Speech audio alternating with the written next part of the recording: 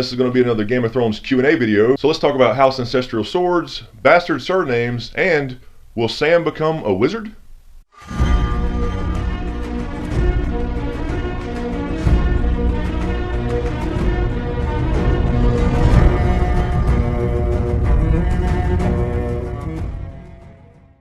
So let's jump right in with our first question, and Eric writes, Jon is currently a bastard. If he is the son of Rhaegar Targaryen and Lyanna Stark and born in the Tower of Joy, and Rhaegar did not marry Lyanna, wouldn't he still be a bastard by the name of Jon Sand? If they were not married, he would still be a bastard, but he would not have the name Jon Sand. So in the world of Ice and Fire, families name bastard children after the region where they grow up, not necessarily where they're actually born. So I believe that you were thinking here, since that Jon was born in Dorne in the Tower of Joy, he would have the surname Sand, but in fact because Lyanna was from the north and raised in Winterfell, he was given the name Snow. Basic names that describe the area or region that you're from. This is actually not a law per se, but more of a naming tradition. And for our next question, Wishbone writes, thanks for responding. I guess the one I'm questioning the most is ice. We're told the Starks had ice for 400 years. The conquest happened less than 300 years ago, and Lord Stark laid his sword at Aegon's feet when he bent the knee. We're also told by George R. R. Martin that the throne was made up of the swords of those who surrendered as well as those who were defeated in battle. My thought is that ice should have been part of the throne long before the time of A Song of Ice and Fire. So there's really no definitive answer on how these houses got their swords. We have to assume there was some kind of trade with the old Valyrians before our story started, or that the Targaryens and Valyrians that came over after the Doom brought some of these swords and ended up in trade with the citizens of Westeros before the conquest. As far as ice not being part of the Iron Throne, the reason is because the last king of winter, Torrhen Stark, actually bent the knee to Aegon the Conqueror. He did lead a host, but he crossed the trident, and then he thought better of it. He bent the knee, he swore fealty, and being the last king of winter, he was then given the title of Lord of Winterfell and Warden of the North, so therefore he got to keep ice in that instance, and so it wasn't taken from him. He was actually given a title,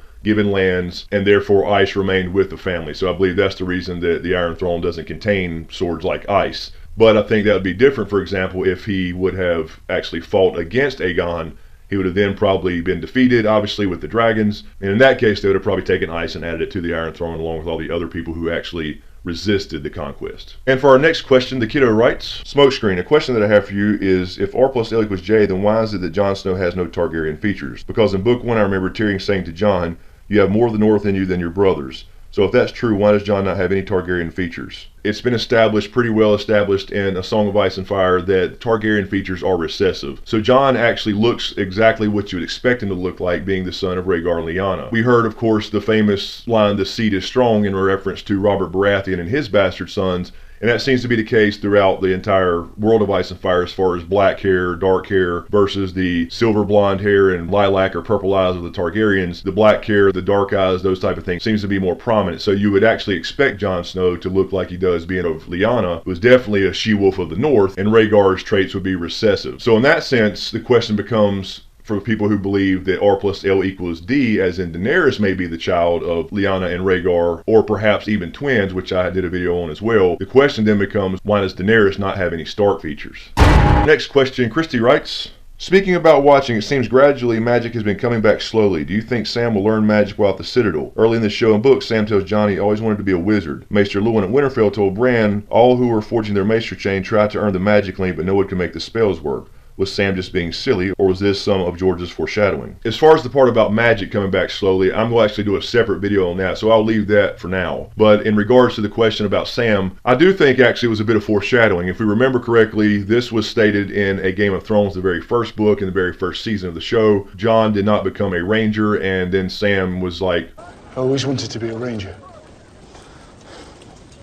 I always wanted to be a wizard. Basically saying we don't always get what we want. But I think that was a little hint that, you know, in seasons or books to come, that Sam would end up at the Citadel to learn some of these things. We know that in the books, at least, he's met more of the mage, and he is intrigued by all this kind of stuff, but he's on a mission to find out about the White Walkers and find out more about obsidian or dragon glass, Valyrian steel, how and why it kills them. So I wouldn't be surprised if Sam does learn a few tricks. But that kind of goes back to the question about magic and how it works. I talked about in the last video I did on how the Starks got their skin changing or warging ability, magic seems to run through bloodlines as far as magical abilities, and potentially through so-called religions or gods, if there are in fact any gods in this story at all. So the question becomes then, is it possible for regular people to learn magic and learn spells? I think to some kind of low degree, sure, because we see things like glass candles. I believe probably regular people with no magical inherent ability in their DNA will probably learn a few tricks. Maybe he uses that to communicate with John. So I think in some respects Sam will become a very, very important character. I think his story arc is going to be very important as far as, you know, this battle for the dawn, if it comes to that, or the end game. But it's hard to say exactly what he'll learn. I don't think he's got time to become a full-fledged maester as far as the threat of the White Walkers coming so soon. And it's hard to say regarding the Citadel plot line of Old Town, because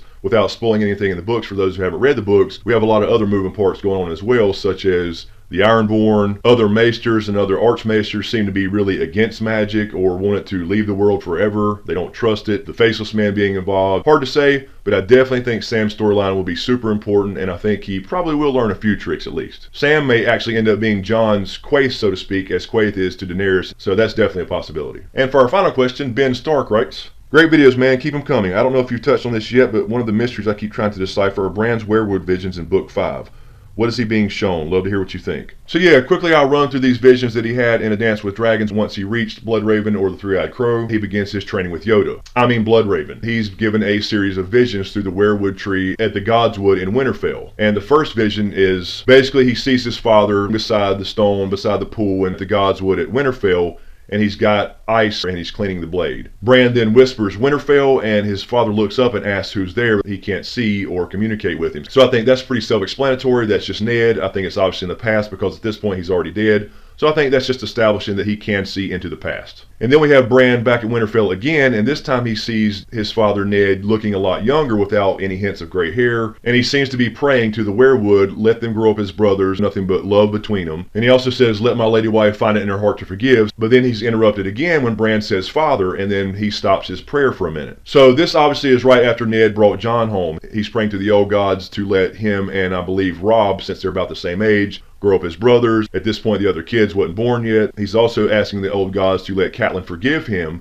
Now, you could say that we almost had the big Jon Snow parentage reveal right there until he was interrupted. So you could say he's asking Catelyn to forgive him for cheating and bringing home a bastard son, or he could have said, if he would have been able to finish that sentence, please let my lady wife find it in her heart to forgive me for lying about fathering a bastard child and bringing him home to Winterfell. So in the next vision we see again in the Godswood in Winterfell a young girl and a younger boy playing with sticks or branches as if they're practicing sword fighting. Bran immediately thinks this girl looks like Arya and even thought for a minute that the younger boy may have been him. So with her being described as looking like Arya and then him realizing that he was never beat by Arya like that as far as when they practice sword fighting, then we know this has to be Lyanna Stark and her younger brother Benjen. Some people say it could have been Ned, but Ned was actually older than Lyanna, so I believe this was Lyanna and Benjen playing in the Godswood. And this is just kind of going backwards even further into the past right there in the Godswood at Winterfell. After this, it's described that the glimpses or these visions come faster and faster, and Bran's getting kind of dazed and confused. In the next one, it's described that he sees no more of his father or the girl that looked like Arya, and that again is Lyanna.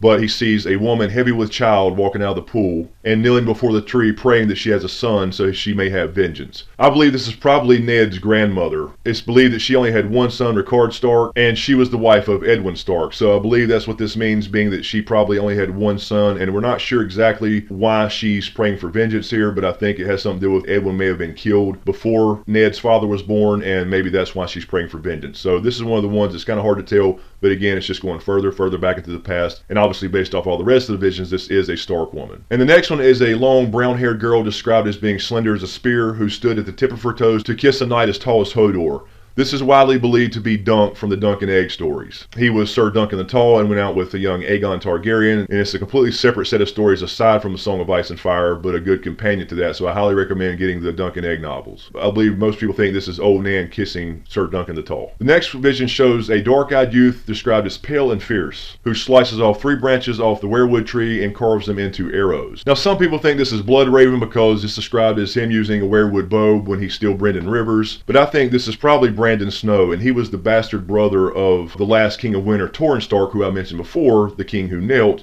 and he actually wanted to kill the 3 dragons of Aegon's during the conquest. With him carving out specifically 3 werewood arrows, this seems to be Bran Snow, who again was the bastard at Winterfell at the time. And then the next vision shows that, Bran describes it as the trees are shrinking and disappearing, and then another ones pop up and shrink and disappear. And now Brandon's seeing a new set of lords who are described as tall and hard. So I think Bran here is seeing, time slip further and further backwards, and he's seeing now the old kings of winter. Because it's described that some of the faces, he couldn't put a name to them, but he recognizes their faces from the crypts of Winterfell. And then what seems to be the last vision in this little episode of visions is he sees a bearded man who forced a captive down on his knees in front of the heart tree, and a white-haired woman steps forward with a bronze sickle. Bran actually tries to scream again, saying, "No, don't do it," and of course they can't hear him, but then it's described that the woman grabbed the hair of the captive man and slit his throat. So right off the bat, this looks like to be even further in the past. Perhaps this is a sacrifice to the old gods in the actual founding of Winterfell, and what leads me to believe that is that she's carrying a bronze sickle as opposed to some kind of steel weapon. So it's always been described that when the first men came over, they had weapons of bronze, so this was probably the first men, their ancestors, probably founding Winterfell with some kind of blood sacrifice and the pact with the children of the forest. These visions are not really important in and of themselves except for a little bit of history, but it's just showing Bran in his first set of visions through werewood.net that he can actually see the past, and he goes from, relatively current, right before his father died probably, all the way back to the founding of Winterfell. So I think that's really there just to establish what he's going to be able to do, seeing the past, seeing the future, sending messages, sending dreams and visions, helping shape events, whatever that may be, whatever Bloodraven and the Children of the Forest motives are. Bran's going to be super powerful and have a very important role to play in the end game of this fucking story. So anyway, hopefully that helps with those visions and the rest of the questions, and I appreciate the questions. Keep them coming. These are always a lot of fun to do. For Q&A videos for Game of Thrones or Star Wars, please comment and leave a tag like for the Q&A or hashtag Q&A or something to that effect so I can kind of see that in the comments.